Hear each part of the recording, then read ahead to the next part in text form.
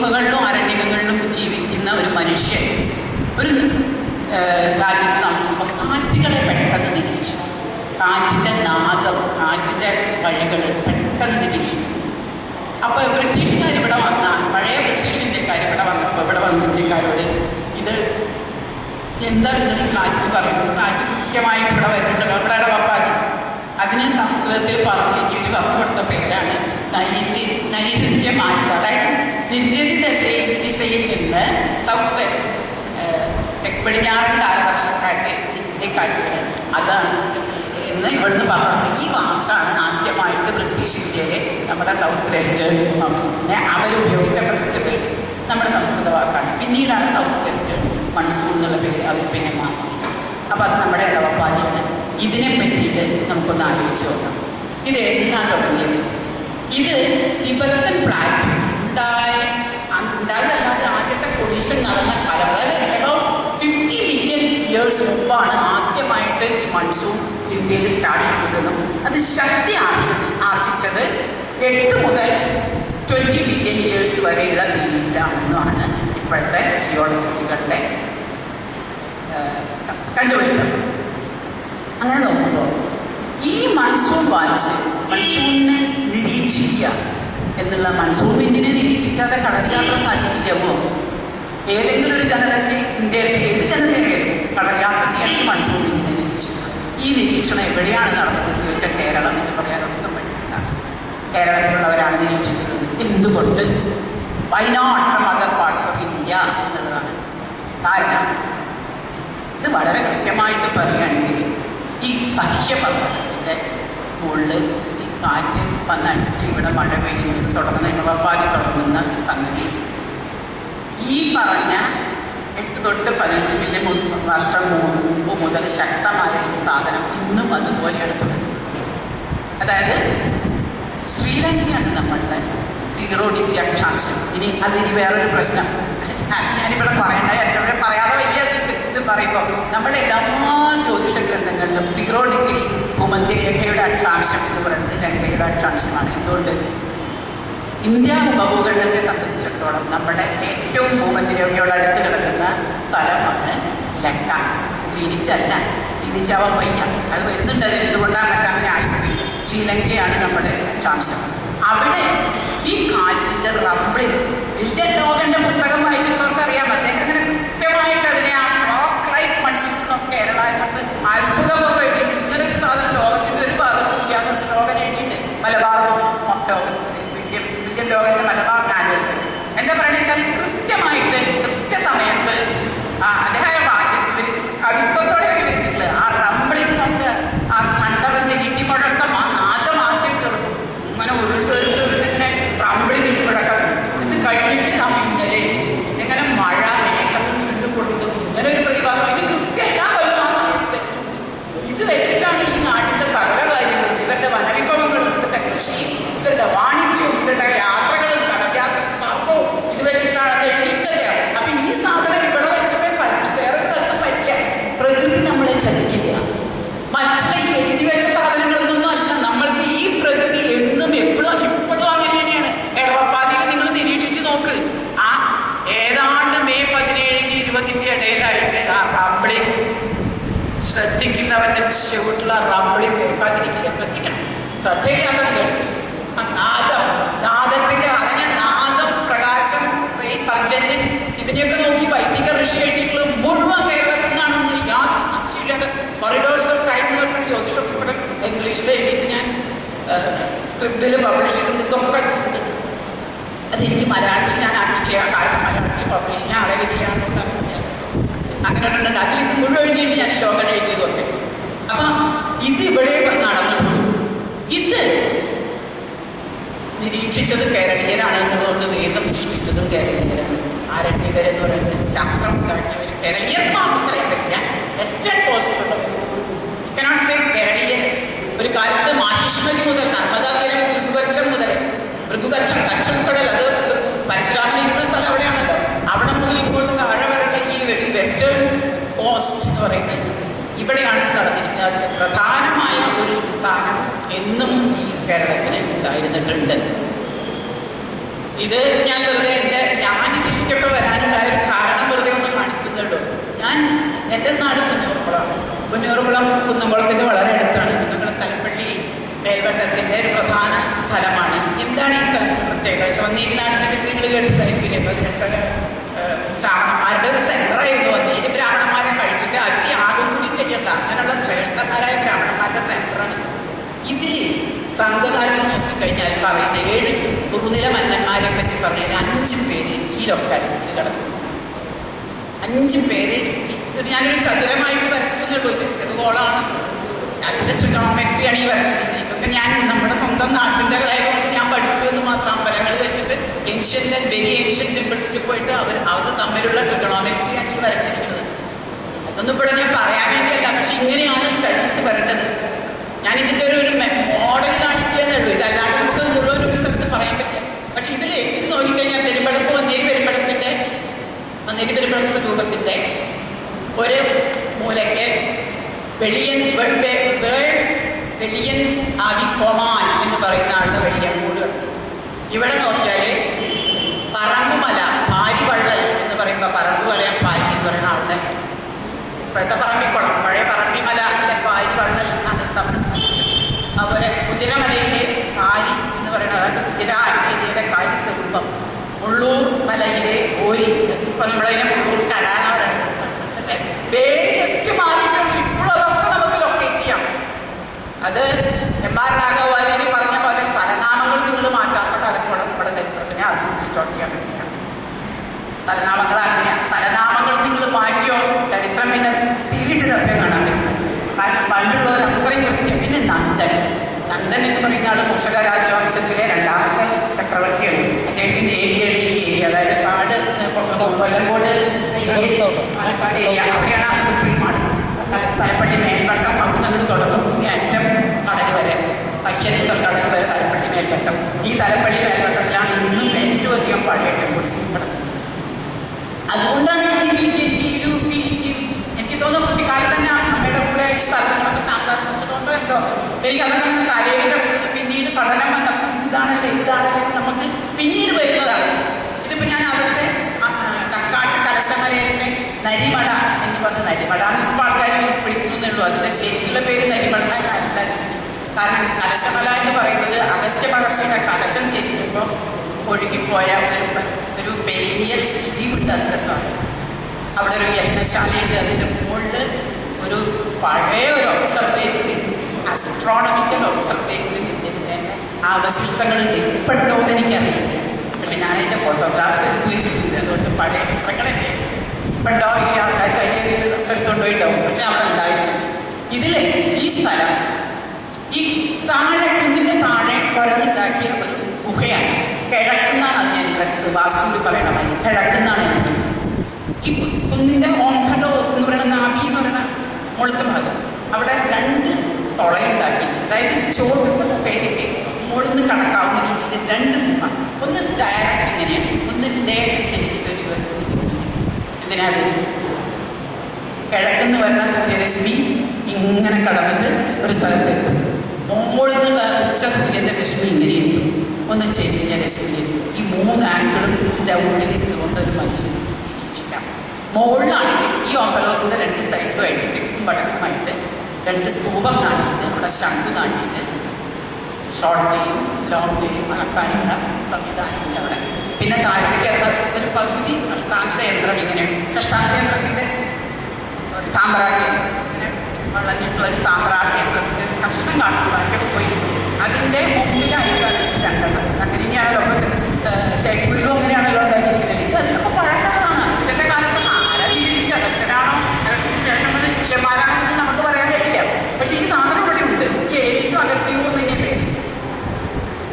അതിൻ്റെ സ്ട്രക്ചർ ഞാൻ വരച്ചിട്ടുള്ളത് ആ ഒബ്സർവേറ്ററിൻ്റെ സ്ട്രക്ചർ കാണാമോ? ഇത് കേവ് എൻട്രൻസ്. ഇത് കേവ് എൻട്രൻസ്. ഓഫലോസിൽ 2 ഓപ്പനിങ്സ്, 2 സൈഡിലായിട്ട് സ്തൂപം നാട്ടാനുള്ള സ്ഥലം. ഇങ്ങനെ ഹാഫ് മൂൺ ഷേപ്പിലൊരു സ്റ്റോൺ വാളുണ്ട്. പിന്നെ ഇങ്ങനെ ഇൻക്ലൈൻഡ് പ്ലെയിനിൽ സ്റ്റെപ്പ് കട്ട് ചെയ്തിട്ട് ഇവിടെ ഇതിൻ്റെയൊക്കെ ചായ ഇവിടെ.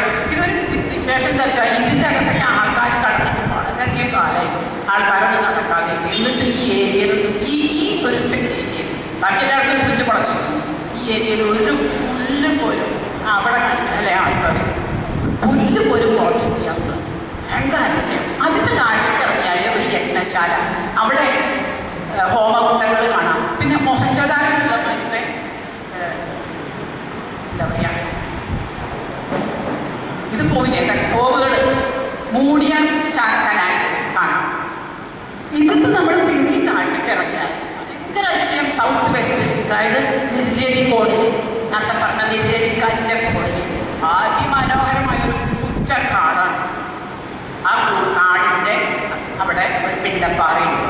പണ്ട് കാലത്ത് അമാവാസിയുടെ അത് മാത്രം ആൾക്കാർ അവിടെ കയറുള്ളൂ. ആ പിണ്ടപ്പാറയിൽ അഗസ്റ്റിന് പിണ്ടം വെച്ചിട്ട് അവരാ പിണ്ടപ്പാറയുണ്ട്. അതിൻ്റെ അവിടെ കഴിഞ്ഞാലാണ് ഈ നീർച്ചാല്, കമണ്ട് കൊണ്ടുവരുന്ന ഈ നീർച്ചാല്. ചെറിയൊരു ചാലാണ്. ഇത് ചില കാലത്ത് അത് നിറയും, ചില കാലത്ത് ഇങ്ങനെ ഒഴുകി പോയിട്ട് ചോട്ടിലൊരു എൽ ഷേപ്പിൽ ഒരു കുളത്തിലെത്തും. ഈ കുളത്തിൻ്റെ അപ്പുറത്ത് ഒരു ശിവലിംഗം, ചെറിയ ക്ഷേത്രം. ക്ഷേത്രം പുതുതാണ്, മറ്റുള്ളതൊക്കെ പഴയതാണ്. ആ ചിത്രമാണിത്. ആ ഇറങ്ങണ സ്റ്റെപ്പും ആ പിണ്ടപ്പാറയും ആ ചെറിയ കാണാമോ അത്? ഈ കാടും ഈ സാഗരവും ഇതിൻ്റെ ഉള്ളിലേക്ക് കയറിയാലുണ്ടല്ലോ അത് ഒരു ശബ്ദം. ആ കാട്ടിൽ ഒരു എല്ലാവരുടെ അനക്കം പോലും ഉണ്ടാവില്ല. നടക്കുമ്പോൾ ഉണങ്ങിയ എല്ലാ ശബ്ദം ഉണ്ടാക്കില്ല. അതല്ലാതെ ഒരനക്കം ഇതിനകത്ത് ഇത്രയും സൈലൻ്റ് ആയിട്ടുള്ള ഒരു പിതൃഭൂമി വേറെ ഇന്ന കുന്നംകുളം ടൗണിൻ്റെ നടുക്കായിട്ടാലോചന. കുന്നംകുളം ടൗണിൻ്റെ നടുക്ക് ഇപ്പോഴും നഷ്ടപ്പെടാതെ ഇങ്ങനൊരു സാധനം നിൽക്കുന്നു എന്നുള്ളത് തന്നെ ഞാൻ പറയുന്നത് ഇത് നമ്മുടെ ഒരു സംസ്കാരത്തിൻ്റെ ഒരു പ്രതീകമായിട്ട് നമ്മളെല്ലാവരും കൂടി ഒക്കെ ചെന്ന് അവിടുത്തെ സൈലൻറ്റ് എന്ത് ബ്യൂട്ടിഫുള്ളാണെന്നറിയാമോ അഗസ്റ്റിൻ്റെ ആ ചൈതന്യമുള്ള ഒരു സ്ഥലം. ഇതിന് അടുത്തായിട്ട് ഇത് മാൻമെയ്ഡാണ്, വളരെ മാൻമെയ്ഡായിട്ടുള്ള സാധനം. ഇത് സ്വസ്തിക രൂപത്തിൽ ഇതിപ്പം ബെറിയൽ കേവ് എന്നൊക്കെയാണ് ഇവർ പറയുന്നത്. ആക്ച്വലി ഇത് ബെറിയൽ കേവ് അല്ല, ഇതിന് മുനിമട എന്നാണ് നാട്ടുകാർ പറയുന്നത്. മുനിമാർക്ക് താമസിക്കാനുള്ള ഒരു ഇതാണ്. ഇതിന് ശരിക്കും ഒരു അടപ്പുണ്ട് മുകളിൽ. ഇതിനും കിഴക്കുന്ന ഒരു എൻട്രൻസ്, മോളുന്ന ഒരു എൻട്രൻസ്. മോളുന്ന് എൻട്രൻസ് അല്ല, മോളുന്ന് സൂര്യരശ്മി വീഴാൻ. കിഴക്കുന്ന എൻ്റർ ചെയ്യാൻ പറ്റും, കിഴക്കുന്ന സൂര്യരശ്മി വീഴാം, മോളുന്ന് വീഴാം. അപ്പം അതേ പാറ്റേണിൽ പക്ഷേ ഭൂമിയുടെ അടിയിൽ ഭൂഗർഭത്തിൽ സ്വസ്തിക ഷേപ്പിൽ ഉണ്ടാക്കിയുള്ള ഒരു പഴയ ക്ഷേത്രം മുനിമട. മടകളാണ് പിന്നെ മഠങ്ങളായത്. മട എന്നുള്ള വാക്ക് തമിഴിൽ ധായ്. തമിഴ് പറയുമ്പോൾ മഠം എന്നേ പറയാൻ പറ്റും. പക്ഷെ സംസ്കൃതമാകുമ്പോൾ അത് മഠമാണ്. ഇത്രയുള്ള വ്യത്യാസം. സംഭവം തന്നെ അതിൻ്റെ സ്ട്രക്ചറാണ്. ഞാൻ അതിലേക്ക് കൂടുതൽ പോകുന്നില്ല. ഞാനത് പറയുന്നത് എന്താ വെച്ചാൽ ലൈറ്റിനെ നിരീക്ഷിച്ചിരുന്നത് എങ്ങനെയാണ്, കാറ്റിനെ നിരീക്ഷിച്ചിരുന്നത് എങ്ങനെയാണ്, നൈരുതി മാരുതിനെ എങ്ങനെയാണ് നിരീക്ഷിച്ചിരുന്നത് എന്നുള്ളത് പറയാൻ വേണ്ടി മാത്രമാണ്. ഇതിൽ പാത്ത് ഓഫ് ലൈറ്റാണ് വരച്ചിരിക്കുന്നത്. ഓരോ സീസണിലും ഇത് എവിടെ വന്ന് വീഴണു, ഈ ഓപ്പനിങ്ങിൽ കൂടെ എവിടെ വന്ന് വീഴണു കേവ് ഫ്ലോറിൽ എന്ന് പറഞ്ഞിട്ട് നമ്മളിങ്ങനെ ഒരു ചാപത്തിൻ്റെ രൂപത്തിൽ നമുക്ക് ഒരെണ്ണം വരച്ചു കഴിഞ്ഞാൽ ആ ഹൈപ്പോസിൻ്റെ രൂപത്തിൽ വരച്ചു കഴിഞ്ഞാൽ ഒബ്സർവേറ്ററിയുടെ ഫംഗ്ഷൻ നടന്നു അല്ലേ? ഈ ചിത്രം മനസ്സിലാവുന്നുണ്ടല്ലോ. ഇത് സൂര്യൻ ഉദിക്കുന്നേ ഉള്ളൂ. മുകളിൽ സൂര്യൻ ഉദിക്കുമ്പോഴത്തെ രശ്മി അതിൻ്റെ ആ കേവിൻ്റെ ഫ്ലോറിലാണ് വന്ന് പതിക്കുന്നത്. താഴത്തെ ലെവലിൽ സൂര്യൻ ഉദിച്ചുയർന്നു കഴിഞ്ഞപ്പോൾ മോളിൻ്റെ നടുക്കലാണ് വന്ന് പതിക്കുന്നത്. ഈ സൂര്യൻ ഉച്ചത്തിലേക്ക് പോയാൽ ഇങ്ങനെയാണ് ആ മോളത്ത്. സോ നിങ്ങൾക്ക് ആ ഉപയോഗിച്ച് തന്നെ ഈ രശ്മിയുടെ ഭൂമിയും സൂര്യനും കൂടിയുള്ള സഞ്ചാരപഥം ഇതിൻ്റെ ഉള്ളിൽ തന്നെ ഇത് പഠിക്കാം. അങ്ങനെയാണ് ആ കേവ് അറേഞ്ച് ചെയ്തിരിക്കുന്നത്. നേരത്തെ കാണിച്ച കേവ് ഗുഹ. ഇപ്പോഴൊന്നും എനിക്ക് ഇതിലേക്ക് ഇറങ്ങാൻ പറ്റില്ല. ഇക്കാലത്ത് കളിച്ച മാതിരി ഇപ്പോൾ കളിക്കാൻ പറ്റില്ല. ഇത് അപ്പം രാമനഗരം പറയുന്നത് രജ്ജു, ജലം, ലോഹഗോളം, ലോഹപ്രതലം, ഇത് 4 വെച്ചാണ് ഇപ്പം ഇതൊക്കെ മെഷർമെൻറ്റ് ചെയ്യുന്നത്. ഞാനിത് വെറുതെ വേറെ ഒരു രസത്തിന് വേണ്ടി ഇവിടെ ഒന്നിട്ടുള്ളൂ. അത് ഇതിൽ പലതല്ല. അത് വരവൂരിലത്തെ ഒരു ടെക്നോളജിയാണ്. നിങ്ങൾക്കറിയാം, എനിക്ക് 108 ശിവലിംഗം കാണാൻ പറ്റില്ല. പക്ഷെ ആരെങ്കിലും ഒരു പ്രോജക്റ്റ് അങ്ങനത്തൊന്ന് നിങ്ങൾ ആരെങ്കിലും എടുക്കുകയാണെങ്കിൽ വരവൂരിൽ ഇത് സ്റ്റേറ്റ് ലെവൽ മീറ്റിംഗ് ആണ്. വരവൂരിന് ആരെങ്കിലും ഉണ്ടോ? അവിടെ ആരെങ്കിലും ഉണ്ടോ വരവൂരിന്? ഇല്ല. വരവൂരിൽ 108 ശിവലിംഗങ്ങൾ ദിവസവും ശരമാൻ പെരുമാൾ ദർശിച്ചിരുന്നതാണെന്ന് പറഞ്ഞ് കിടക്കുന്നുണ്ട് എന്ന് പറഞ്ഞു. ഞങ്ങൾക്കത് മുഴുവൻ പോയി കാണാനൊന്നും പറ്റില്ല. ആരെങ്കിലും ആ ഇത് ലൊക്കേറ്റ് ചെയ്ത് തരികയാണെങ്കിൽ അതിൻ്റെ ട്രിഗണോമെട്രി നമുക്ക് വരച്ചെടുക്കുകയാണെങ്കിൽ വരവൂരിലെ എർത്ത് ഉണ്ടാവുന്ന സെൻറ്റർ നമുക്ക് കണക്കാക്കാൻ കഴിയും. എന്നാണ് ഞാൻ പറയുന്നത്. എനിക്ക് നമുക്കത് ഈ പ്രായം കൂടി പോയി, അല്ലെങ്കിൽ ഞാൻ നടന്നു കണ്ടേനെ, എനിക്ക് പറ്റില്ല. 70 വയസ്സാവാത്തോടെ എനിക്ക് അങ്ങനെ നടന്നു കാണാൻ മാത്രമുള്ള. പക്ഷെ ആരെങ്കിലും കുട്ടികൾക്ക് ആർക്കെങ്കിലും താല്പര്യം അത് കണ്ടെത്തി പിടിച്ചിട്ട് തരികയാണെന്നുണ്ടെങ്കിൽ അതിൻ്റെ സെൻറ്റർ, എക്സ്പേറ്റിൻ്റെ സെൻറ്റർ കണ്ടെത്തി തരാൻ സാധിക്കും. പറയാൻ പറ്റില്ലേ? അങ്ങനെ ഞാൻ വെറുതെ ജസ്റ്റ് ഇട്ടുന്നേ ഉള്ളൂ. കാരണം നിങ്ങൾക്ക് ആർക്കെങ്കിലും ഒരു താല്പര്യമുള്ള ചോദിച്ചുകളുണ്ടെങ്കിൽ കുറച്ച് മെനക്കെട്ടുള്ള പണിയുണ്ട്. വീട്ടിലിരുന്ന് പുസ്തകം നോക്കണ മാതിരിയല്ല ഇത്. ആകാശത്തെ നോക്കിയിരിക്കുന്ന, എനിക്ക് ആദ്യമായിട്ട് ഞാൻ കണ്ടിട്ടുള്ള നക്ഷത്രം എനിക്ക് എൻ്റെ അമ്മമ്മ കാണിച്ചത്. ആ ഫസ്റ്റ് ഞാൻ ഐഡൻറ്റിഫൈ ചെയ്ത നക്ഷത്രമാണ് ഈ മൂന്നന്നരത്രമൂർത്തി. എൻ്റെ അമ്മ ആദ്യം കാണിച്ചത് ആനന്ദമൂർത്തി. അത് കാണിച്ചത് ആ അമ്മയ്ക്ക് എളുപ്പമുണ്ട്. അപ്പം ചുവപ്പ് കണക്ക് അതിൻ്റെ അടുത്ത് കാണുന്നത് തിരുവാതിരയാണ്. അങ്ങനെ പറഞ്ഞാൽ എളുപ്പമുണ്ടല്ലോ. അതിൻ്റെ വെളുത്ത് കാണുന്നത് പുണർന്നതാണ്, അതിൻ്റെ നക്ഷത്രമാണ് ശ്രീരാമനാണ്. ഇതൊക്കെ പറഞ്ഞാൽ അമ്മയ്ക്ക് എളുപ്പമുള്ളത് ഫസ്റ്റ് നമ്മുടെ ശ്രദ്ധ ആ ത്രിമൂർത്തിയിലേക്കാണ് ആകർഷിക്കുക. കാരണം അത് പെട്ടെന്ന് കാണുന്നത് അവസ്ഥ. ഇതിനെ നമ്മൾ സൂക്ഷിച്ച് നോക്കിയാൽ ഒന്ന് ഞാൻ അവിടെ കൊണ്ടുവരും ചിലപ്പോൾ അല്ലേ, ഞാൻ അതൊന്ന് കാണിക്കാൻ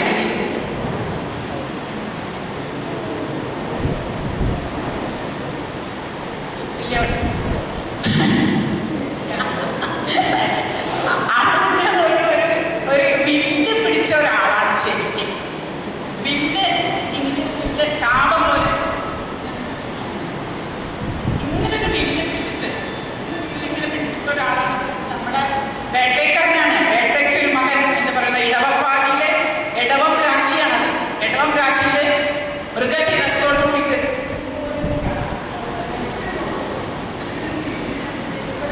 പട്ടേല് ഒരു വാളുണ്ട്, ഒരു ചുരുകിയുണ്ട്. ഈ ചിത്രം ഇത് ഗ്രീക്കുകാർ വരച്ച ചിത്രം. സൈഡിലുണ്ട്. അതിൽ നോക്കിക്കഴിഞ്ഞാല് വില്ലില്ല, വില്ല് കാണിക്കുന്നു ഇല്ല. അവർ വില്ല് കാണിച്ചിട്ടില്ല, പക്ഷെ വില്ലോട് കൂടിയ ഒരു ചിത്രം. ഖഡ്ഗവും ചുരുകിയും പിടിച്ച വേട്ടയ്ക്കൊരു മകൻ രണ്ട് പൂവും. ഇതാണ് നമ്മുടെ ചിത്രം. ഇത് ഗ്രീക്കുകാർ വരച്ച ചിത്രമാണ്. അപ്പൊ നമ്മുടെ ചിത്രം എവിടുന്ന് ധനവൻ സാധനത്തേക്കാർ വരച്ചിട്ടുണ്ടോ? ഉണ്ട്. ഈ ചിത്രത്തിന്റെ ഏറ്റവും താഴത്തെ ഭാഗത്ത് നോക്കൂ, ആ മൃഗം പോലെ കാണുന്നുണ്ടോ? ഇത് ഇൻഡസ് വാലിയിലെ സീലാണ്. BC 3500 ഇന്ത്യക്കാരുണ്ടാക്കിയ സീലിലെ വേട്ടേക്കരന്റെ ആ ചിത്രം. വില്ല് ഈ ചുരുകിയും പിടിച്ച വേട്ടേക്കരൻ നമ്മുടെ കർമ്മദൈവമാണ് വേട്ടേക്കരൻ. കേരളത്തിലെ എല്ലാ രാജവംശങ്ങളുടെയും എല്ലാ മനുഷ്യന്റെയും. കാരണം മനുഷ്യൻ നായാടി നടന്ന കാലം, വേട്ടയാടി നടന്ന, നായാടി വർഗമാണ് ആദ്യം ഉണ്ടായത്, പിന്നെയാണ് കൃഷിയൊക്കെ വന്നത്. നായാടി നടന്ന കാലം മുതൽ നിരീക്ഷിച്ചു പോന്നിരുന്ന മനുഷ്യന്റെ ഏറ്റവും പൂർവ്വ പിതാമഹൻ എന്നുള്ള രീതിയിൽ വൃഷഭരാശിയിൽ 2 കൊമ്പോടുകൂടി വില്ലെടുത്ത് കേരള ചേരന്റെ ചിഹ്നം തന്നെ വില്ലാണ്. ആ വില്ലവനായിട്ട് ആ ചുരിക പിടിച്ച് കൃത്യമായ വേട്ടയ്ക്കന്നെ ഇടവം രാശിയിൽ കണ്ടിട്ട് അത് സീലാക്കിയിട്ട് BC 3000 വെച്ചിട്ട് നമ്മൾ ഇത് എത്ര ആൾക്കറിയാം? ഈ സാധനം നമ്മൾ കണ്ടെത്തിയിട്ടുണ്ട്. അപ്പൊ അത് നിരീക്ഷിക്കാതെ കാണില്ലല്ലോ. അപ്പൊ ഗ്രീസുകാരാണ് ഇത് നിരീക്ഷിച്ചെന്ന് പറയണത് മണ്ടത്തരല്ലേ? ഇത് ചോദിക്കാൻ നമുക്ക് സാധിക്കണമെങ്കിൽ നമ്മൾ ഒരുപാട് വർക്ക് ചെയ്യണം. അത്രേ ഉള്ളൂ. പിന്നെ ഇത് ഞാൻ വെറുതെ പല നക്ഷത്രങ്ങൾ പുതിയ പേരും തീർത്തത, തിരുവാതിര, രോഹിണി, കാർത്തിക, മകം അങ്ങനെയൊക്കെ ഒരു കാര്യം എന്താ വെച്ചാൽ ഈ നക്ഷത്രങ്ങളൊക്കെ നമ്മൾ നിരീക്ഷിച്ചിട്ട് നമ്മൾ മറ്റത് വരച്ചതൊന്നുമല്ല വരുന്നത്. നമുക്കൊരു പേരുണ്ട്. ഈ 360 ഡിഗ്രിയുടെ ഉള്ളിൽ ഒരു 28 നക്ഷത്രം അഭിജിത്ത് അടക്കം, കൂടാതെ ധ്രുവൻ അറിയാലോ, ധ്രുവനെ അറിയാം. സപ്തർഷി, സപ്തർഷിയുടെ കൂടെ തന്നെ വസിഷ്ഠന്റെ വൈനതിയായ അരുന്ധതി, പിന്നെ കപിലൻ, അഗസ്ത്യൻ, ശംഖു, ഇത്ര നക്ഷത്രങ്ങൾ ഏതാണ്ട് 50 നക്ഷത്രങ്ങളെ കൃത്യമായിട്ട് തന്നെ പറഞ്ഞിട്ടുണ്ട്. പിന്നെ വൈനതി നക്ഷത്രം എന്ന് പറയുന്നത് വസിഷ്ഠനെ, അരുന്ധതിയും അതുപോലെ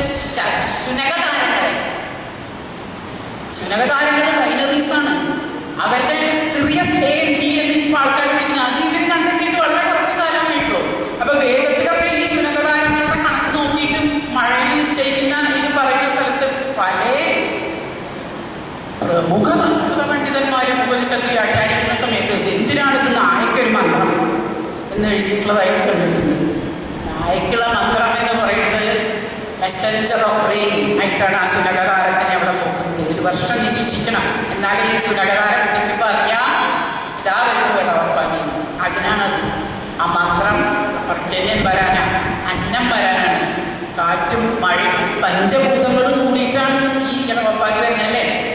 5 ഭൂതമില്ലേ ഇടി, നാദമുണ്ട്, ആകാശത്തിൽ കൂടെ നാദം സഞ്ചരിക്കും. ആകാശമുണ്ട്, പ്രാണനുണ്ട്,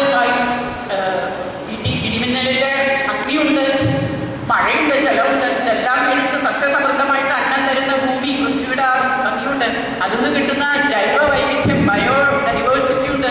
ഇതാണ് നമ്മുടെ ദൈവം, ധർമ്മോന്നപര ദേവത എന്ന് പറയുന്ന ഒരു ശാസ്ത്രം ഇവിടുത്തെ കൊച്ചു കുട്ടികൾക്ക് കൂടി അറിയാം, കർഷകന്മാർക്കറിയാം ആ സമയത്തായ എന്തൊക്കെ വിളവുണ്ടാക്കണം, എന്തൊക്കെ ചെയ്യണം. അപ്പോൾ ജനതയുടെ പൂർവ്വം സംസ്കാരമായിട്ട് ഒരു ശാസ്ത്രം വളർത്തിക്കൊണ്ടുവന്നവരാണ്. അല്ലാണ്ട് യൂണിവേഴ്സിറ്റിയിൽ ഇരുന്ന് രണ്ടക്ഷരം പഠിച്ച ആൾക്കാർക്ക് മാത്രമുള്ള ശാസ്ത്രം അല്ല നമ്മുടെ ലക്ഷ്യം. കർഷകരും സാധാരണക്കാരന് സകലാർക്കും അറിയാം ഇതൊക്കെ എപ്പോൾ എന്ത് ചെയ്യണമെന്ന്. അങ്ങനെ ഒരു ശാസ്ത്രത്തിനെ വളർത്തിക്കൊണ്ടുവരണമെങ്കിൽ ഈ പറഞ്ഞ പോലെ വെറും സഹസ്രാബ്ദങ്ങൾ പോലെ മില്യൻസ് ഓഫ് ഇയേഴ്സിന്റെ ഒബ്സർവേഷനും അനുഭവമാണ് എന്ന് പറയണേ. ഞാൻ അതിന്റെ ബാക്കി പത്രം ഇതൊക്കെ ഞാൻ വെറുതെ ഒരു വരച്ചത്. ഇപ്പം ഇടവം എന്ന് പറഞ്ഞു കഴിഞ്ഞാൽ മേഡം രംഗയാണ്. ഇടവം നമ്മുടെ കേരളം ഉൾപ്പെട്ട ഭൂഭാഗമാണ് എന്ന് പറയുമ്പോൾ നാച്ചുറലി മേഡത്തിനെ പറ്റി പറയുമ്പോൾ നമുക്ക് തുലാദിനെ പറ്റി പറയണ്ടേ, 2 രീതിയിൽ മാറിയത് അല്ലേ. അതുകൊണ്ട് ഞാനത് വരച്ചതേള്ളൂ. അവിടെ ആ ജ്യേഷ്ഠദേവൻ എന്ന് പറയുന്ന കേട്ടാ നമുക്കിപ്പോൾ തുലാം കഴിഞ്ഞിങ്ങോട് വരുമ്പോൾ വൃശ്ചികത്തിലെ തുലാം കഴിഞ്ഞ് വൃശ്ചികമാവുന്ന സമയത്ത് വൃശ്ചിക രാശിയിലെ ഇപ്പം നമുക്ക് വൃശ്ചികം മാസമാണല്ലോ. ഇപ്പം ഏതൊക്കെ നക്ഷത്രങ്ങളാണ് പ്രധാനമായിട്ടുണ്ടാവുക?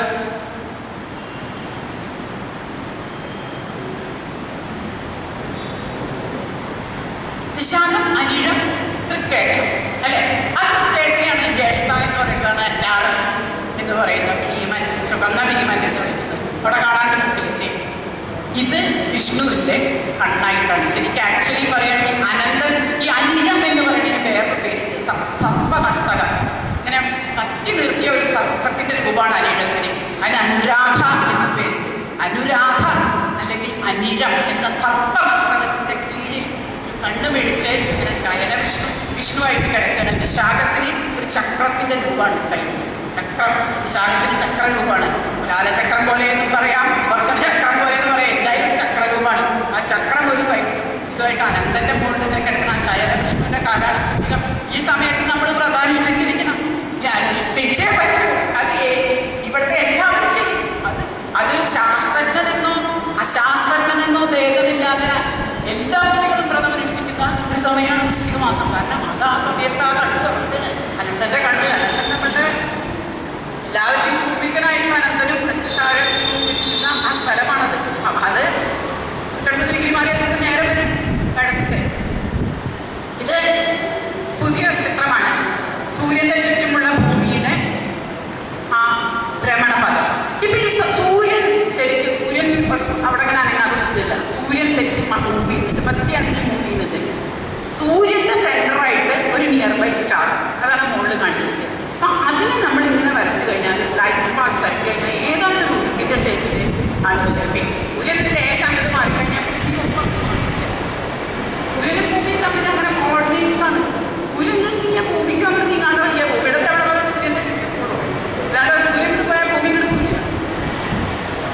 സോ ഇങ്ങനെ സൂര്യൻ ഇങ്ങോട്ട് പോയാൽ ഭൂമി, സൂര്യൻ ഇങ്ങോട്ട് പോയാൽ ഇടും. അപ്പൊ അങ്ങനെ ഇങ്ങനെ റൗണ്ട് അടിക്കുമ്പോൾ ആക്ച്വലി സൂര്യനും ഭൂമിയും ഒക്കെ ഉൾപ്പെട്ട ഈ സൗരഗ്രഹം മുഴുവൻ വേറെ ഏതോ നിയർ ബൈ സ്റ്റാറിന്റെ കൂടെയാണ് കിടക്കുന്നത്. ആ സ്റ്റാർ അതിന്റെ അപ്പുറത്തുള്ള ഒന്നിനെയാണ് ചുറ്റുന്നത്. ആ സ്റ്റാർ അതിന്റെ അപ്പുറത്ത്. ഇങ്ങനെ ഇതാണ് ഈ ചക്രത്തിന്റെ ഉള്ളിൽ ചക്രം എന്ന് നേരത്തെ പറഞ്ഞത്. ഒരു ചക്രത്തിന്റെ ഉള്ളിൽ ഒരു ചക്രമായിട്ട് അനേകം നക്ഷത്രങ്ങൾ, അനേകം ബ്രഹ്മാണ്ടങ്ങൾ, അനേകം സൗരയുഗങ്ങൾ ഒന്നിന്റെ ഉള്ളിൽ ഒന്ന് ചക്രം തിരിയണമെങ്കിൽ 1 ഗ്രഹമുള്ളോ 10 ഗ്രഹമുള്ളോ 40 ഗ്രഹങ്ങളൊന്നും പറയാൻ പറ്റില്ല. അനന്ത ഗ്രഹങ്ങളുണ്ട്, അനന്ത നക്ഷത്രങ്ങളുണ്ട്. ഭൂമിയിലിരുന്ന് നിരീക്ഷിച്ചവന് ഇത്രയൊക്കെ കൊണ്ട് തന്നെ ഏകദേശം കണക്കാക്കാം എന്നേ ഉത്തർക്കുള്ളൂ. പിന്നെ അപ്പൊ ടോളമിയുടെ ഭൂകേന്ദ്ര വ്യവസ്ഥ എന്ന് പറയുന്നത് ഇന്ത്യയിൽ വന്ന് ശാസ്ത്രം പഠിക്കാനായിട്ട് വന്ന ടോളമി എന്ന് പറയുന്നത് അലക്സാണ്ടർക്ക് ശേഷം വന്ന ആളാണല്ലോ. അലക്സാണ്ടറുടെ കൂടെ വന്ന ആളുകളുടെ ഒരാളാണ്. ടോളമിക്കൊക്കെ വേണ്ടിയിട്ട് ഇവിടുത്തെ ശാസ്ത്രജ്ഞന്മാർ ആദ്യം 1ാം ക്ലാസ്സിൽ പഠിപ്പിച്ച ബാലപാഠമാണ് ഭൂകേന്ദ്ര വ്യവസ്ഥ. ഭൂമിയിൽ ഇരുന്നിട്ടുള്ള നിരീക്ഷണം. നേരത്തെ പറഞ്ഞ പോലെ ഗുഹയുടെ ഇതിന്റെ മുകളിൽ ഞാനാണ് സെന്ററെന്ന് സപ്പോസ് വിചാരിക്കുക എന്ന് പറഞ്ഞിട്ടല്ലാതെ ഒരു പാഠം പഠിക്കാൻ പറ്റില്ല. നിങ്ങൾക്ക് അങ്ങനെ അത് പഠിപ്പിക്കാൻ പറ്റും. ഇപ്പൊ ഭൂകേന്ദ്ര വ്യവസ്ഥയൊക്കെ അല്ലാണ്ട് പാഠം 4 പാഠം പഠിപ്പിക്കാൻ പറ്റില്ല. പിന്നെ കയറി വരുമ്പോഴേ PG ലെവലിലേക്ക് പോകാൻ പറ്റും. ആ ആദ്യ പാഠമാണ്. നേരത്തെ പറഞ്ഞ കാര്യങ്ങളൊക്കെ അല്ല. അവിടെയാണ് ഈ അളവ്, മാനം, ജ്യാമിതി എന്ന് പറഞ്ഞാൽ പെട്ട ജോമെട്രി, ത്രികോണമിതി എന്ന് നമ്മുടെ സംസ്കൃത ഗ്രന്ഥങ്ങളിൽ പറയും. അത് അവിടെ പോയപ്പോൾ ത്രികോണമിതി ഒന്നെ ബീജഗണിതം, ഗണിതം ഇതൊക്കെ ഇവിടെ തന്നെ. ഇതെല്ലാം ഇവിടുന്ന് അങ്ങോട്ട് ട്രാൻസ്ലേറ്റ്. ഇത് ഞാൻ കെപ്ലർ സൂര്യൻ മാഗ്നറ്റ് ആണെന്ന് പറഞ്ഞ കാര്യം അഭിലാചാര്യെ പറഞ്ഞിട്ടുണ്ട് എന്നുള്ളതിന് ഞാൻ ശ്ലോകം എഴുതിയിട്ടുണ്ടോ അത് ഞാൻ കിട്ടിയില്ല. അതൊക്കെ ബുക്കിൽ എഴുതിയിരിക്കുന്ന കാര്യങ്ങളാണ്. എന്തായാലും ഇങ്ങനെ ഒരു തപോരാശിൻ്റെ ഉള്ളിൽ ബ്രഹ്മാണ്ടം മുഖം ഭൂമി എന്ന രണ്ട് കഥയുടെ അർക്കരാശി നയനം, അർക്കനാകുന്ന ആ കണ്ണ് തെളിഞ്ഞു. ആ കണ്ണ് തെളിഞ്ഞതോടുകൂടി നമ്മൾക്ക് ഈ നിരീക്ഷണങ്ങളൊക്കെ തുടങ്ങി. മനുഷ്യൻ്റെ നിരീക്ഷണങ്ങൾ മുഴുവൻ സൗരയുഗത്തിൻ്റെ ഉള്ളിലിരിക്കുന്ന ഭൂമിയിലിരിക്കുന്ന എൻ്റെ പൂർവികനായിട്ടുള്ള നാലപ്പാട് നാരായണൻ പറഞ്ഞ മാതിരി അനന്തവന്നാദം അവർണ്ണനീയം ഈ ലോകോഗോളം തിരിയുന്ന മാർഗം അതിൻ്റെ ലെങ്ങാണ്ടൊരിടത്തിരുന്ന് നോക്കുന്ന മർദ്ദൻ കഥ എന്ത് കണ്ടു എന്നാലും ആ കഥ കാണാനുള്ള അതറിയാനുള്ള ഒരു ജിജ്ഞാസ കൊണ്ടുണ്ടാവുന്നതാണ് ശാസ്ത്രം. അത് ഈ ഭൂമിയുടെ ഏത് കോണിലുള്ള ആൾക്കും ഉണ്ടാവാം. ഇനി നക്ഷത്രത്തിൻ്റെ ഗ്രഹദൂരങ്ങൾ അളക്കാനായിട്ട് കോടിക്ക് അകലം അല്ലെങ്കിൽ ആംഗുലാർ ഡിസ്റ്റൻസ് അളക്കാനായിട്ട് കണ്ണിനോട് ചേർത്തിട്ട് ലെൻസ് പിടിച്ചിങ്ങനെ നോക്കിയപ്പോൾ കണ്ണാട ലെൻസല്ല, നല്ല ലെൻസ് കാചം തന്നെ വെച്ച് കോമ്പസ് വെച്ച് നോക്കുക. അല്ലെങ്കിൽ രണ്ട് ഇങ്ങനെ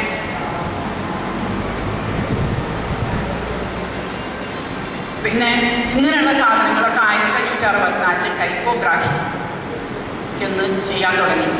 69 അദ്ദേഹം 5 വർഷം ഒരു കുന്നിൻ്റെ മുകളിൽ ഇന്ത്യൻ്റെ ഇതൊക്കെ ഇവർ വാസ്കോഡിഗാമ വന്ന ശേഷമാണ് ഇതൊക്കെ ചെയ്തിട്ടുള്ളതെന്ന് ആലോചിക്കണം. അതാണ് അവിടെ ഞാൻ പറയാൻ ഉദ്ദേശിക്കുന്ന പ്രധാന കാര്യം. ഈ ശാസ്ത്രത്തിൻ്റെ ഡെവലപ്മെൻറ്റ് വെസ്റ്റിൽ വന്നത് വാസ്കോഡിഗാമ ഇവിടെ വന്ന് ഇവിടെ യൂറോപ്പിൽ വന്ന ശേഷം ഇതൊക്കെ അവിടെ ചെയ്യാൻ തുടങ്ങിയിട്ടുള്ളൂ. അപ്പോൾ ഇവിടുന്ന് പഠിച്ചു പോയി അവിടെ ചെന്ന് നോക്കുകയാണ് ഇത് പറ്റുമോ എന്ന്. ഇങ്ങനെയാണല്ലോ പഠിക്കേണ്ടത്. കുട്ടികൾ നല്ല പഠിത്തമാരാണ് ഏതായാലും പറഞ്ഞത് വരെ അത് പറയാൻ പറ്റില്ല. അവരവിടെ നിന്ന് നോക്കി 5 വർഷം നിരീക്ഷണം ചെയ്തു. അത് കഴിഞ്ഞ് ഈ നേരത്തെ പറഞ്ഞില്ലേ ഷഷ്ടാംശ യന്ത്രം, ആ ഷഷ്ടാംശ യന്ത്രം അവിടെ വെച്ച് കാസിയോപ്യ എന്ന നക്ഷത്രത്തിനെ 18 മാസം നിരീക്ഷണം ചെയ്തു. ഇത് ഈ നിരീക്ഷണ ഫലം മുഴുവൻ കെപ്ലർക്ക് കൊടുത്തു. അപ്പോഴാണ് കെപ്ലർ ഉൾപ്പെടെയുള്ള ഗ്രഹങ്ങളുടെ ഭ്രമണകക്ഷിയൊക്കെ പറഞ്ഞ് പ്രവചിച്ചത്. അങ്ങനെയാണ് ആദ്യം പ്രേഗും പിന്നീട് ഗ്രീനിച്ചും പ്രേഗ് മാറ്റി ഗ്രീനിച്ചായി. ആദ്യം പ്രേഗ് കൊണ്ടു, പിന്നീട് പ്രേഗിനെ മാറ്റി ഗ്രീനിച്ചാക്കി ഇൻ്റർനാഷണൽ ആയിട്ടുള്ള ഒരു അക്സെപ്റ്റഡ് സീറോഡിറ്റി ആയിട്ട് ഗ്രീനിച്ച് വരുന്നത്. എന്നാൽ ശരിക്കും നമ്മളെ സംബന്ധിച്ചിടത്തോളം അന്നും ഇന്നും ലങ്കയാണ്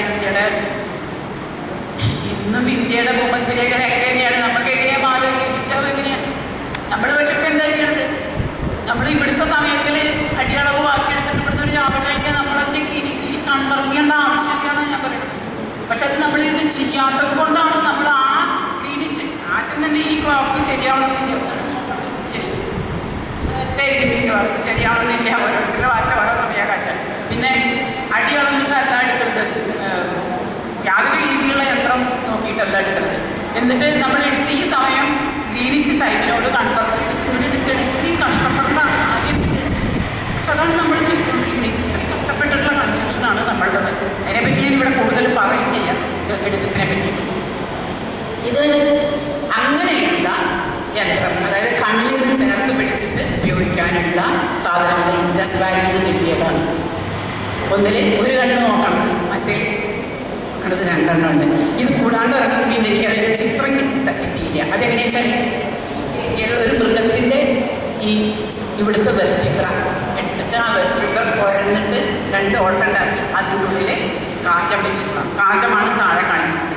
താഴത്തെ ചെറിയ ചിത്രത്തിൽ നിങ്ങൾക്ക് ആ ലെൻസ് ക്രിസ്റ്റൽ പോലെ അത് വെച്ചിട്ട് ക്രിസ്റ്റം പോലെ നോക്കാൻ ഇത് ഇൻഡസ് വാലിയിൽ നിന്ന് കിട്ടിയതാണ്. അപ്പം ഇതൊക്കെ ചെയ്തിട്ട് തന്നെയാണ് മനുഷ്യന്മാർ ചെയ്യുന്നത്. പക്ഷെ ഇതൊക്കെ വരാഹമിൻ്റെ പ്രത്യേകം എടുത്തു പറയേണ്ട ഈ സാധനങ്ങളൊന്നും ജ്യോതിഷ ഗുരുക്കന്മാർ അവനാൻ്റെ ശിഷ്യന്മാർക്കും മക്കൾക്കല്ലാണ്ട് ആർക്കും കൈമാറ്റം ചെയ്യാറില്ല. അതുകൊണ്ടാണ് ഇത് രഹസ്യമായിട്ടിരുന്ന് പോയത്. അതുകൊണ്ടാണ് ഇങ്ങനൊരു സാധനം ഇല്ലാന്ന് നമ്മൾ ഗ്രഹിക്കാനിടയായത്.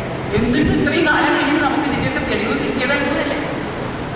ഇത് എനിക്ക് തൃക്കൂരിൽ നിന്ന് കിട്ടിയ ഒരു ചിത്രമാണ്. ഒരു രൂപം ഇങ്ങനെ ഇങ്ങനെ കണ്ണിൽ വെച്ച് നോക്കുന്ന ഒരു ശില്പത്തിൻ്റെ രൂപം.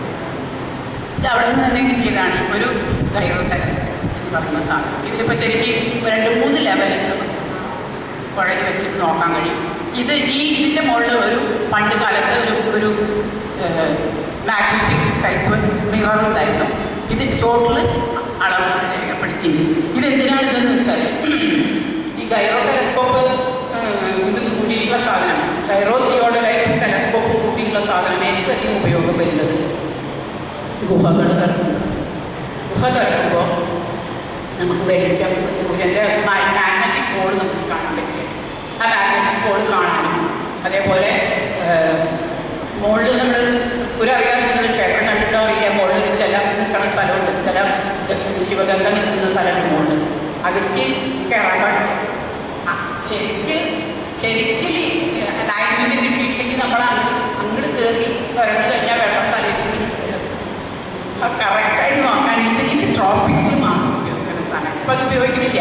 പക്ഷേ ഈ സാധനം ഏത് വർഷമാണ്? 11-ാം നൂറ്റാണ്ടിൽ വരെ ഉപയോഗിച്ചിരുന്നു. 11-ാം നൂറ്റാണ്ടിലെ ഒരു യഹൂദ സഞ്ചാരി ഈ ക്ഷേത്രത്തിലെ സൂര്യകാന്ത ഘടികാരം ഉപയോഗിക്കുന്നുണ്ട് എന്ന് 3 മണി 4 മണിയാകുമ്പോഴേക്കും സ്വാതന്ത്ര്യം വലിയൊരു ശബ്ദം ഉണ്ടായിട്ട് കറങ്ങാൻ തുടങ്ങുന്നു. അപ്പോൾ അത് അന്ന് വരെ ഉപയോഗിച്ചിട്ടുള്ള സാധനം തന്നെ. ഇപ്പം അത് ഉപയോഗിക്കില്ല, അവിടെ വെറുതെ എനിക്ക് ഒരു ആർട്ടിഫിസാണ്. പക്ഷേ അത് അവിടെ ഉണ്ട്. അപ്പം ഇങ്ങനെയുള്ള സാധനങ്ങളൊക്കെ ഒരുപാട് കാര്യങ്ങൾ നമുക്ക് എന്താ പറയുക, നമ്മുടേതായിട്ടുള്ള ലെഗസീസ് ഇതൊക്കെയാണ്. ഇതാണ് ശരിക്കും തിയോഡറേറ്റ് കണ്ടോ. ഇതിൽ രണ്ടും ഇപ്പോഴത്തെ തിയോഡറേറ്റിൻ്റെ മോഡലാണ് ഞാൻ കാണിച്ചിട്ടുള്ളത്. ഇതിൽ രണ്ടും വട്ടത്തിലാണ്. പക്ഷേ നേരത്തെ കണ്ടതിൽ ഗോൾഡ് ചക്രം ടോട്ടൽ വട്ടമാണ് കണ്ടത് തൃപ്പൂരത്ത്. പക്ഷെ ആ ചക്രത്തിലെ ആകൃതിയിലുള്ള ഒരു മിറർ പിടിപ്പിച്ചിട്ടുണ്ട്. വ്യത്യസ്തതയെ ഇതാണ് ഒരേ സാധനമാണ്, യാതൊരു വ്യത്യാസമില്ല. ഇതൊരു 16-17-ാം നൂറ്റാണ്ടിലെ ഇങ്ങനെ 2 സ്ലൈഡ് ചെയ്തിട്ട് ഉണ്ടാക്കിയ ഇംഗ്ലീഷുകാരുണ്ടാക്കിയതാണ്. ഇത് ഒരു ഫിക്സഡ് ആയിട്ടുള്ള ഒരു സാധനം. ഇത് സൗത്ത് വെസ്റ്റ് കോർണറിൽ നമ്മുടെ വരവൂരിലെ തടി ക്ഷേത്രത്തിൽ ഉള്ള ഒരു സാധനമാണ്. ഇതിപ്പോൾ ഇങ്ങനെ നോക്കുമ്പോൾ നമുക്ക് പെട്ടെന്ന് ഇതിപ്പോൾ എന്താ ഒരു പ്രാധാന്യം തോന്നും. പക്ഷേ ഇതിൻ്റെ അടുത്ത കണ്ടു 4 ഓട്ടകൾ കാണാം. 4 തുറന്നിരിക്കുകയാണ്. ശിലയിൽ 4 കൃത്യമായിട്ട് തുറന്നിരിക്കുകയാണ്. അതിൽ കൂടെ നിങ്ങൾക്ക് ഈ കുഴൽ, നേരത്തെ സ്ലൈഡ് ചെയ്യണ കുഴൽ നേരത്തെ കണ്ടിങ്ങനെ വെച്ച് അങ്ങനെ സ്ലൈഡ് ചെയ്യണ കുഴൽ അതിൽ വെച്ചിട്ട് നിരീക്ഷണം ചെയ്യാൻ കഴിയും. അതിന് മാത്രമല്ല ഇതിൻ്റെ മുമ്പിലായിട്ട് ആ ഹാഫ് സർക്കിൾ അർത്ഥവൃത്തം മുമ്പിൽ ചാപം വരച്ചിട്ടുണ്ട്. അപ്പോൾ അവിടെ നിന്നിട്ട് ഏതോ ഒരു വ്യക്തി ഏതോ ഒരു കാലത്ത് ഈ നിരീക്ഷണം നടത്തിയിട്ടുണ്ടെന്നതിനെ ഒരു തെളിവ്. ഇത് ഫിക്സഡാണ്. മറ്റേത് മൂവബിളാണ്, ഗുഹകളിലേക്ക് കൊണ്ടുപോകാൻ. ഇത് അവിടെ ഫിക്സഡായിട്ട് ക്ഷേത്രത്തിൽ ഇരിക്കുകയാണ്. കണ്ടോ ആ ഗുഹകൾ കണ്ടോ? ആ 2 കുറച്ചുകൂടി വലുതാക്കി മേലെ ഒരു മിറർ വലിക്കാനുള്ള സ്ഥാനം കാണാം. പിന്നെ താഴെ ഇങ്ങനെയാണ് ശരി. അതായത് സാധാരണ അതിൻ്റെ കല്ല് ഇങ്ങനെ അവിടെയും നമുക്ക് വേണമെങ്കിൽ ഒരു മിറർ വെക്കാൻ കഴിയും. ഇപ്പം 2 മിറർ വെക്കാൻ കഴിയും. 2 ഇതാണ് സ്ലൈഡ് ചെയ്യാനും കഴിയും. ഫിക്സഡ് ആയിട്ട് നിരീക്ഷണം നടത്താനുള്ള നിയന്ത്രണം ഇതാണ്. ഇപ്പം കുറച്ചുകൂടി വലുതായി കാണിക്കും ആ ഗ്യാപ്പ്. അപ്പോൾ അത് ശരിക്കും കൃത്യമായിട്ട് പറഞ്ഞിരിക്കണം. ലൈറ്റിന് വരാനായിട്ട് ലൈറ്റിനെ നിരീക്ഷിക്കാൻ, പ്രകാശത്തിനെ നിരീക്ഷിക്കാൻ വേണ്ടി തന്നെയാണത്. അതുപോലെ ടെലസ്കോപ്പിനെ വരാറില്ലെങ്കിലും വളരെ വൃത്തിയായിട്ട് വിവരിച്ചിട്ടുണ്ട്. ഞാൻ ആ ബുക്കിൽ എഴുതിയിട്ടാണ്. അത് ഞാൻ എനിക്ക് തുടർന്ന് സമയമായി തുടങ്ങി. എന്തായാലും ഒരു നിഷ്കർഷം രേഖപ്പെടുത്തിയിട്ടുള്ള ഒരു ഫലകം അത് ഗോളമാവാം, അല്ലെങ്കിൽ ചന്ദ്രഫലകയാവും. എന്തായാലും അതവിടെ വെച്ചിട്ട് നക്ഷത്രസ്ഥാനത്തെ രേഖപ്പെടുത്ത്. ശംഖു നാട്ടുക. ശംഖു ലംബമായിരിക്കും. കണ്ണ് കടക്കി വെച്ച് നോക്കുക. നേരെ ഇങ്ങനെ ഇരിക്കുന്നത് ലങ്കയുടെ സ്ഥാനം എപ്പോഴും സിദ്രോട്ടിരിക്കുകയായിരിക്കും. ഇങ്ങനെയുള്ള വരുന്നത് ഉച്ചസൂര്യൻ വരുന്നതാവുമ്പോൾ 90 ഡിഗ്രി. ഇത് അതിന് ചെരിക്കാൻ സാധിക്കും. ഇതിനെ ചെരിക്കാൻ കഴിയും. അത് എങ്ങനെയെന്ന് വെച്ചാൽ കേട്ടോ, ഇതിൻ്റെ പേര് ഗോളചക്രം എന്നാണ്. തിരിക്കാൻ സാധിക്കുന്നത്. ചക്രത്തിലെ ഏത് കോണിലേക്ക് നമുക്ക് തിരിക്കാൻ കഴിയുന്നുണ്ട്. ഇതാണ് സ്തംഭവും ചക്രവും കൂടിയിട്ടുള്ളത്. അപ്പോൾ ഇതിങ്ങനെ തിരിക്കാൻ സാധിച്ചിരുന്നു ഇന്ത്യക്കാർക്ക്. അതിനുള്ള സംവിധാനം നമുക്ക് ഉണ്ടായിരുന്നോ? വളരെ സിമ്പിൾ സംവിധാനങ്ങൾ ഉണ്ടായിട്ടുണ്ട്. ഇതിപ്പോൾ പുതിയ രീതിയിലുള്ള ഒരു സാധനം. ഇത് ഇൻഡസ് വാലി സിവിലൈസേഷനിലെ ബാംഗിൾ മാനുഫാക്ചറിംഗ് സ്റ്റേജസിലെ ഒരു ചക്രം മുകളിലേക്കും താഴത്തേക്കും ഉയർത്താനുള്ള സംവിധാനം വെസ്റ്റേൺ സയൻറ്റിസ്റ്റ് കണ്ടുപിടിച്ചത്. എങ്ങനെയാണ് ഇതിൽ ബാങ്കിൾ വള ഉണ്ടാക്കിയിരുന്നത്? മുകളിലേക്കും താഴത്തേക്ക് ഉയർത്താൻ ഇവിടെ ഇങ്ങനെ ചെറിയ എന്താ പറയുക ഈ ഗ്രൂസ് ഇട്ടിട്ട് ഇങ്ങനെ കയറ്റാം. ഇങ്ങനെയുള്ളത് സാധിച്ചിരുന്നു ഇന്ത്യക്കാർക്ക്.